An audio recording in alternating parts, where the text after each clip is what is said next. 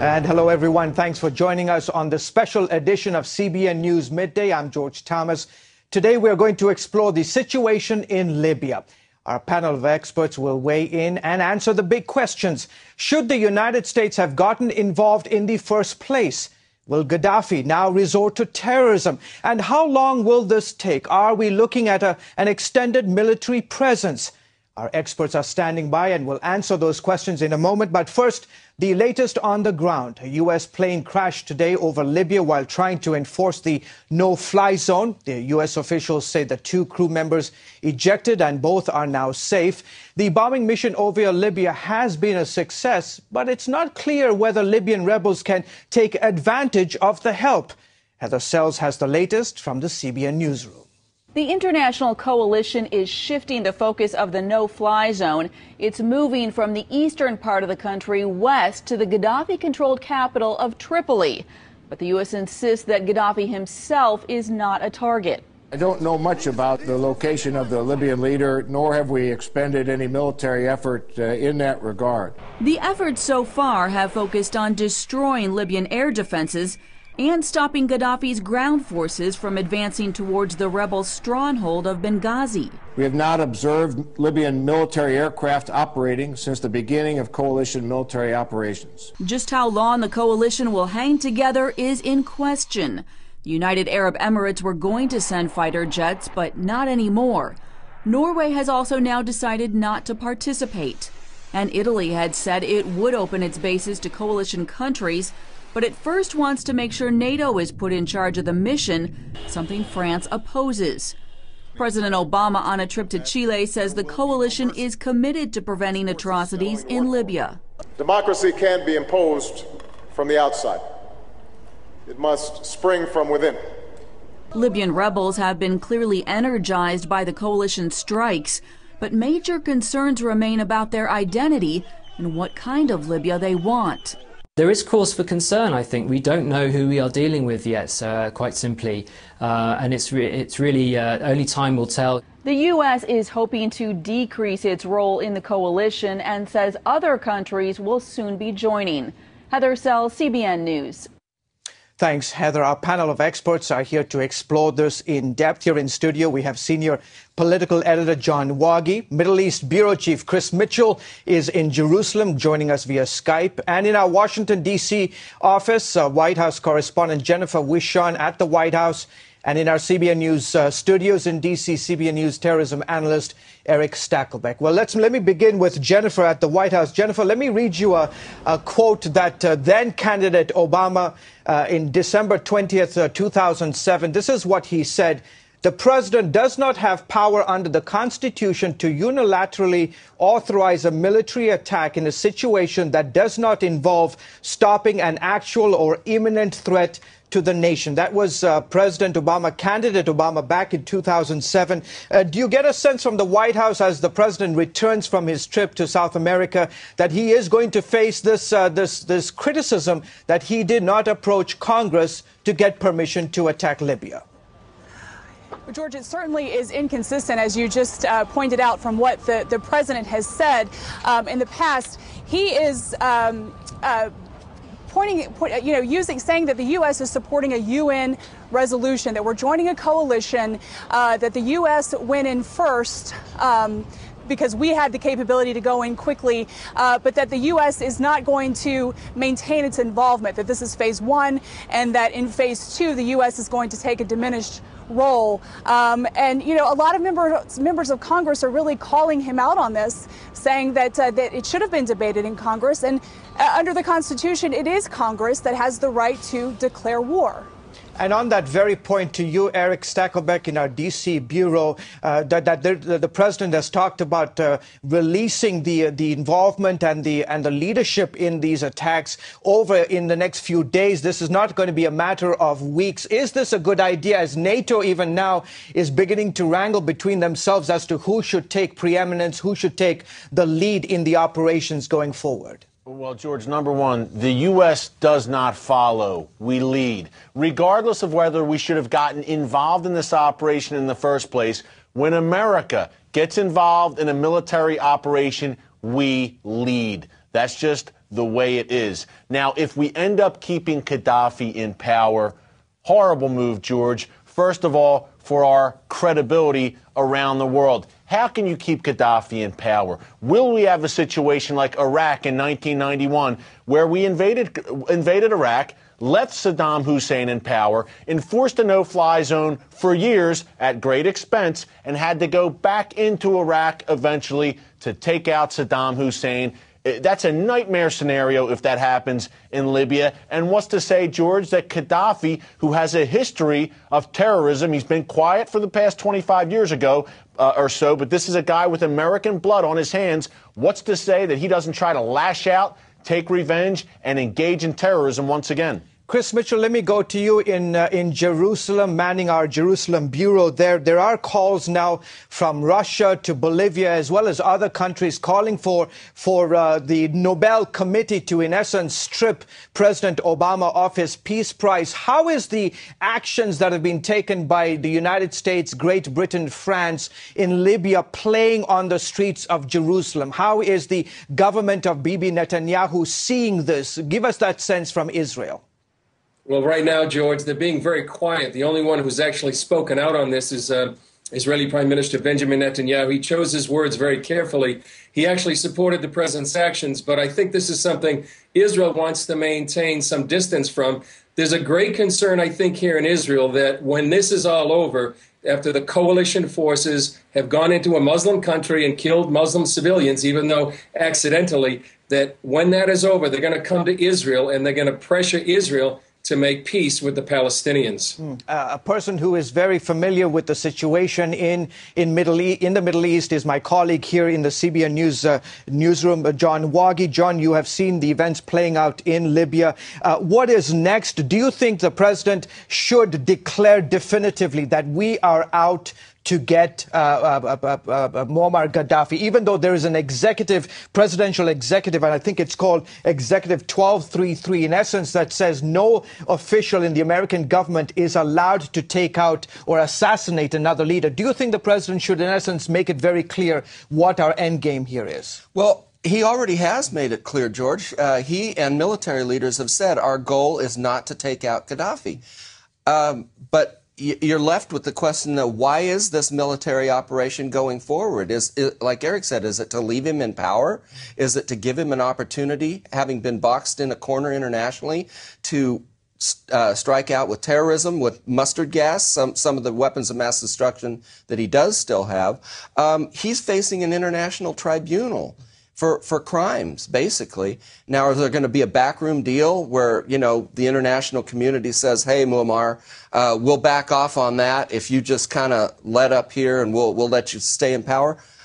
Who knows? But there's a definite lack of clarity coming from Washington. And on that very subject of definite lack of clarity, to Jennifer Wishon at the White House. Jennifer, is there a sense that amongst folks in the district that perhaps the president did not make a clear, articulate view as to why this was happening? I mean, people woke up over the weekend and said, wait a minute, we send over 100 Tomahawk missiles to Libya. Where is Libya? What's going on? How did this all happen? Do you think the president did a good enough job in articulating it to the country why we are in Libya and how this is all going to end? I think there's certainly been a messaging problem here. We know that early on, behind the scenes, the president was directing the Secretary of State and the U.S. ambassador to the UN to really take a lead role in negotiating the terms of this resolution. But we really haven't seen the president coming out publicly on this, except for when pressure builds publicly. People wondering what's going on. Late last week, the president came out and addressed the resolution, explained what it was, what the terms were, and that it would be enforced militarily. But then he, took off on a trip to South America, and I think a lot of Americans were surprised to see what was going on. So there has been a messaging problem. And, among Americans, we saw polling earlier in the month when the situation began in Libya that a lot of Americans said, look, we don't want to get involved in this. But we also know that a lot of Americans are concerned that with so much unrest in the Middle East, that radical Muslims could end up taking over some of these countries. Jennifer, let me just stop you there for a second. We've got a hard commercial break, and we'll be back with more of our experts right after this. Have you ever had an idea for an invention or new product? Bill Schaefer, one of the inventors of Whammo's new Splash Wash, did. He came up with the idea while watching his children play one hot summer afternoon. Bill invented a car wash for kids. Ride through it, run through it. InventHelp submitted the Splash Wash to Whammo, the makers of childhood favorites like the Frisbee, hula hoop, and slip and slide. If you have an invention you would like to try to patent and submit to corporations and want free information that explains how InventHelp may be able to assist you, call now. InventHelp is America's largest invention company with sales offices in over 50 cities nationwide. Call InventHelp today for free information. Bill Schaefer made a financial gain on the Splash Wash. However, most inventions are not successful, and Bill's experience is not typical of what inventors can expect. For your free inventor's information, call 1-800-260-7793. That's 1-800-260-7793. I've fallen and I can't get up. I need help. When you are home alone and have a bad fall where you cannot move, you are stuck in a very limited area.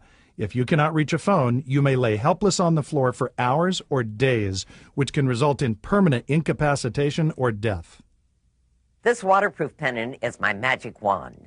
To some of the paramedics, fire department, police, or my doctor, it contacts Life Alert. When you have a heart attack like I did, and there's no one there, Life Alert was there for me.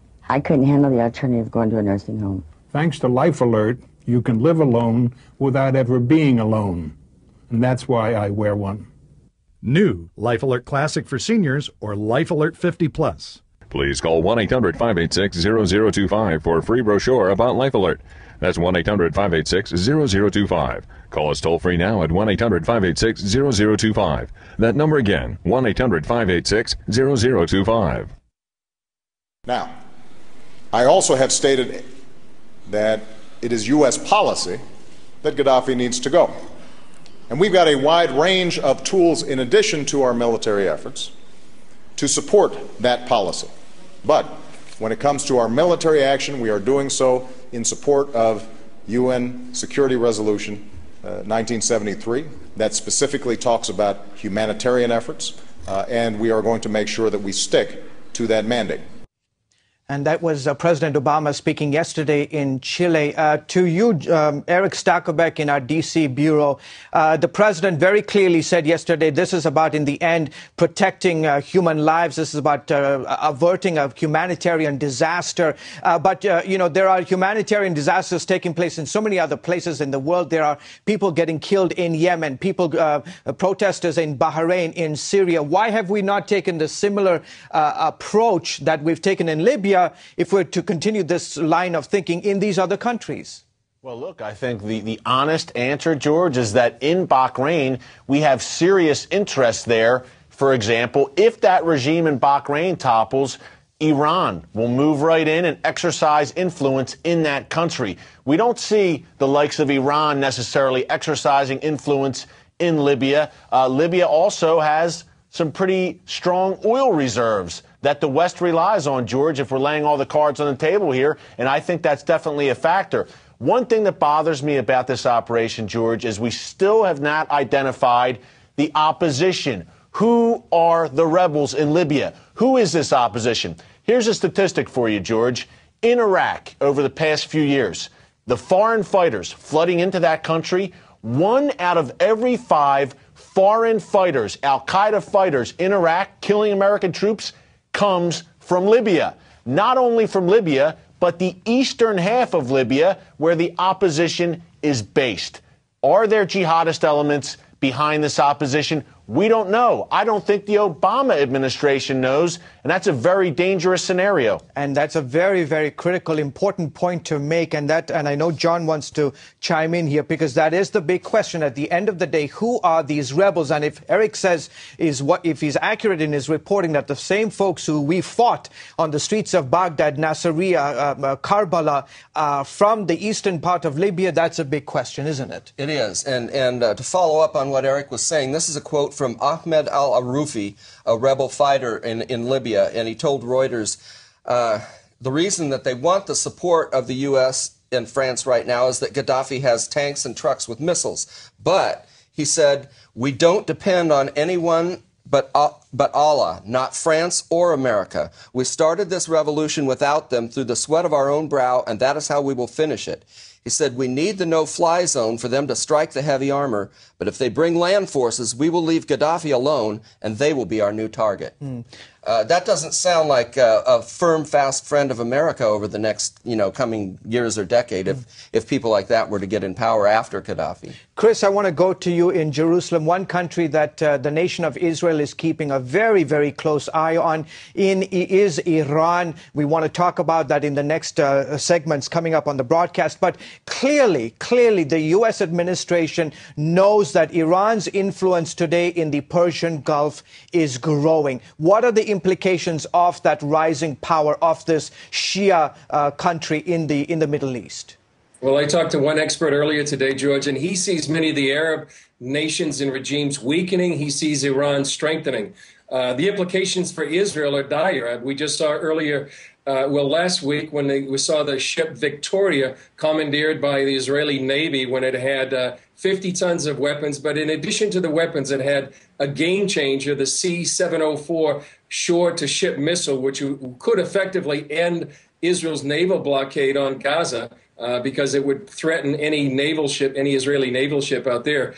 And then what could happen is that Hamas could bring in weapons at will. And so that would really effectively put Israel in a pincer movement between Hezbollah and an Iranian proxy and Hamas, which is supported by Iran on its southern border. So for Israel, it's quite a dire situation, and they see the growing influence of Iran during all this turmoil. Okay, Chris, stay tuned. We've got much more to cover, not just Libya, but Syria, Bahrain, Saudi Arabia. We'll be back right after this. Stay with us. You don't want to go anywhere.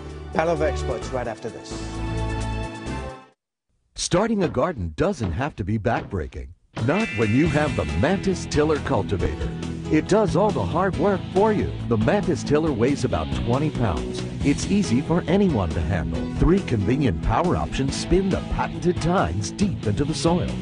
They dig down, cutting through the hardest clay and tangled weeds. They're so tough, they're actually guaranteed never to break. And on our 2-cycle model, Mantis offers the fast start engine option. It's our easiest starting 2-cycle tiller ever. Tilling, weeding, and cultivating have never been easier. And now you can get this amazing Mantis Tiller Cultivator at huge savings. Order now, and we include a kickstand accessory, this border edger attachment, and free shipping. Use the Mantis for a full year, and if you're not delighted, return it for a prompt, no questions asked refund. Call 1-800-707-2105 today for a free DVD and information kit. That's 1-800-707-2105. Attention those on Medicare with diabetes. You may be eligible for an upgraded meter. If you're tired of stabbing your fingertips to test your blood glucose, we have news that could change your life. If you're on Medicare with diabetes, then you need to know there's an alternative method for checking your blood glucose every day. You don't need to stab your fingertips anymore. The Embrace meter from Diabetes Care Club is easier to use and nearly painless. And the best news is that Diabetes Care Club would love to send you one of these meters. This method hurts less, and because you can see and hear your results, it may be easier to understand. Your blood glucose reading is 89. Call now to find out why. Nearly 250,000 patients have joined Diabetes Care Club. Membership is free, so is the call. Call 1-800-833-8011. Talk to Diabetes Care Club. You'll be glad you did. And what you see there is a region in turmoil. Welcome back to this special edition of CBN News Midday. That is a map of the Middle East. A Middle East today that is seeing protests across the region that could be a critical part of the world for the United States, and the consequences of what happens in that region is very, very important. As I said, we've been discussing the situation in Libya and the military response of the United States, but we want to broaden out the subject because today we're getting reports that on the streets of of Yemen, in the capital city of Sana'a, demonstrations, big demonstrations, calling for the sitting president there to step down. The president said that he was going to get out of power at the end of the year. The opposition says, no, we want him to go now. Let me go to Eric Stakelbeck, who is manning our bureau in Washington, D.C. For our viewers who may not understand, Yemen is a bad actor in this very dangerous part of the neighborhood. However, the president of Yemen has been a very strong ally for the United States in the fight against al-Qaeda. What are the consequences if his regime falls? I think complete chaos, George, in Yemen.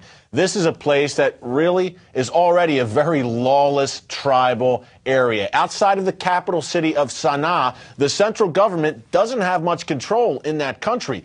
What we could see if the government there collapses, there's really no, just as in Libya, really no organized opposition in Yemen. Al-Qaeda has a very strong presence, a growing presence in Yemen. We could see civil war. This is a country, George, as you know, in the late 80s, early 90s, already went through a brutal civil war, did Yemen. We could see that emerge again with radical jihadist forces coming to the forefront. I think the wild card here, George, is what does Saudi Arabia do? Yemen's neighbor to the north briefly invaded northern Yemen last year to crack down on Shiite rebels there. Would Saudi Arabia see a threat on its southern border, occupy Yemen? I think that's a big question. Last week, we saw Saudi tanks roll into neighboring Bahrain. The main thing here is Saudi Arabia is very, very concerned about Iranian influence. And let's remember, in Yemen, we have the Sunni al-Qaeda faction, but we also have a Shia faction that the Iranians have been providing with arms and money. And let me just go back, if I can get our producers to go back to that map of the region, because I want to get John Waggy, our political editor, to comment about this. You've got this tiny country called Bahrain, a very critical country to the United States because the U.S. 7th Fleet is based in Bahrain. Today we're seeing protests in Bahrain. Why should American viewers be concerned about what is going on today in Bahrain, on the streets of Bahrain? Well, as you can see from the map, Bahrain sits right on the Persian Gulf, and our fleet is there.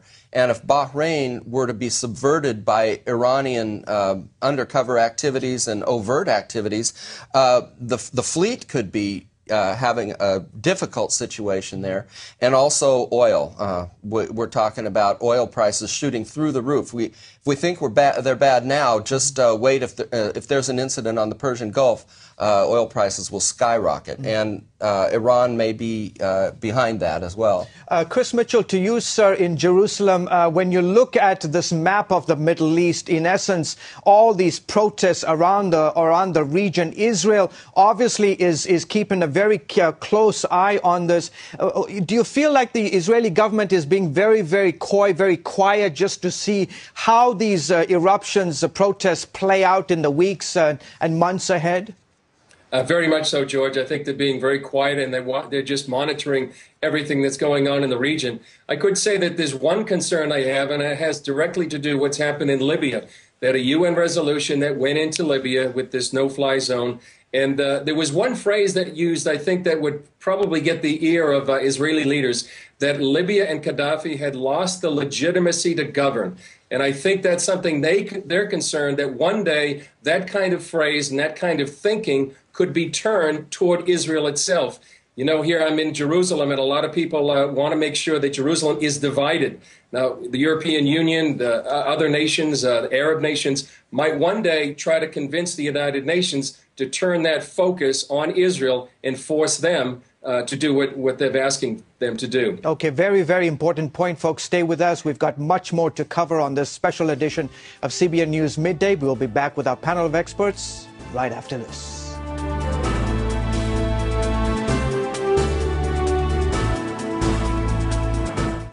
Millions of women worldwide love Bare Minerals. This is smooth, it's nice, and it covers.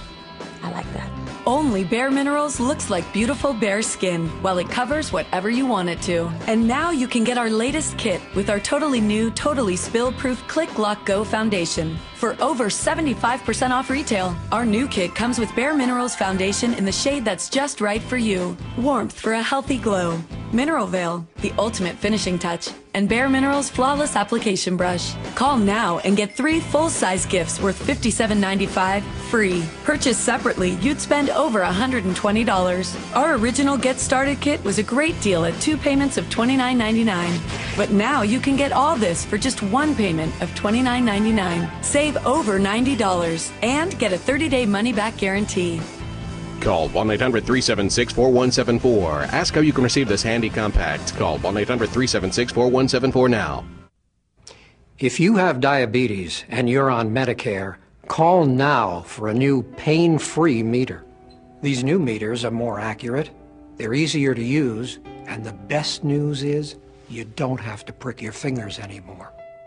Call now and Arriva Medical will send you one of these new meters for free. And if you have Medicare, your testing supplies may also be covered.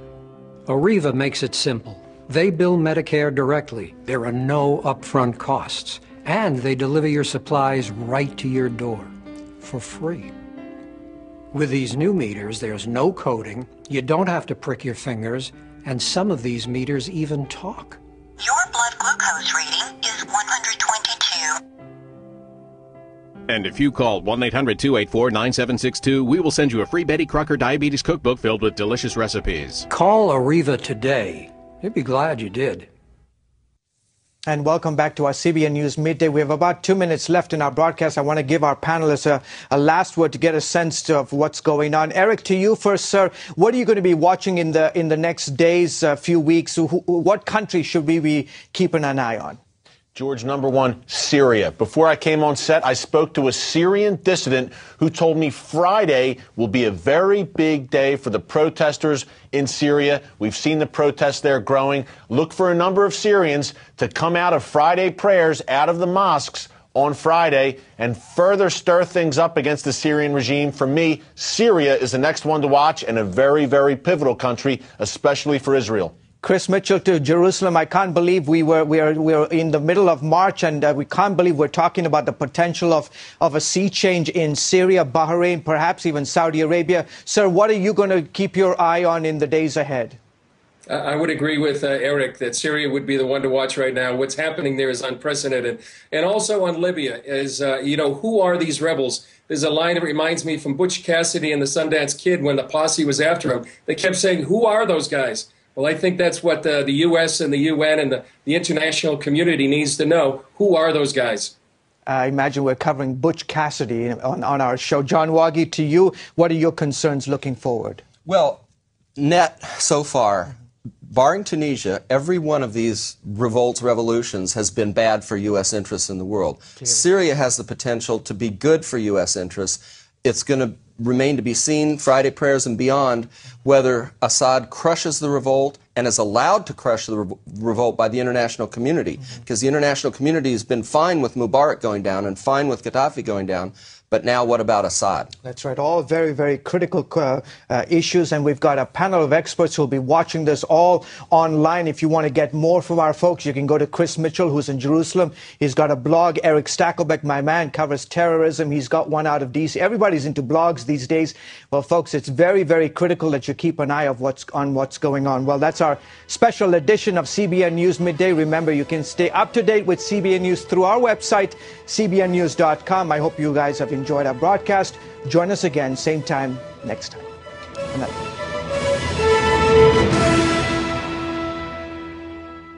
Starting a garden doesn't have to be backbreaking.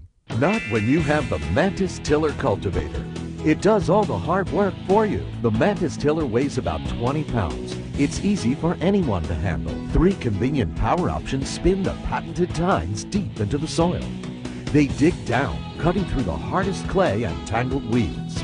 They're so tough, they're actually guaranteed never to break. And on our 2-cycle model, Mideast offers the fast start engine option. It's our easiest starting 2-cycle tiller ever. Tilling, weeding, and cultivating have never been easier. And now you can get this amazing Mideast tiller cultivator at huge savings. Order now, and you'll include a kickstand accessory, this border edger attachment, and free shipping. Use the Mideast for a full year, and if you're not delighted, return it for a prompt, no questions asked refund. Call 1-800-707-2105 today for a free DVD and information kit. That's 1-800-707-2105.